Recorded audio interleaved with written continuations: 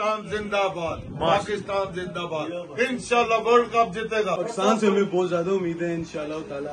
आप इंशाल्लाह इनसे देखेंगे फाइनलिस्ट टीम होगी। पाकिस्तान जिंदाबाद जी। पाकिस्तान बहुत अच्छा खेला, खिलाड़ियों का मोराल बुलंद है। इंशाल्लाह ये मैच भी नहीं जीता, वर्ल्ड कप भी जीते लेके आएंगे। पाकिस्तान जिंदाबाद। माशाल्लाह ये है कि पाकिस्तान की टीम जो है ना उसमें एक दो तब्दीली जो है ना होनी चाहिए। मैं तो पहले से कहता हूँ कि आउट ऑफ फॉर्म जो है ना आपका फखर जमान, इसकी जगह पे राइट हैंड बैट्समैन है अब्दुल्ला शफीक, उसको आना चाहिए, साथ में इमामुल हक के।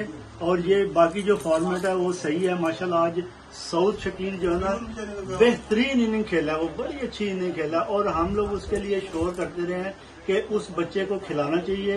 और उसने आज दिखा दिया है कि बैटिंग किस तरह से की जाती है और अंडर प्रेशर, जबकि आपके 10 ओवरों में 38 रन थे और 3 आउट थे और पावर प्ले में 60 बॉल होते हैं।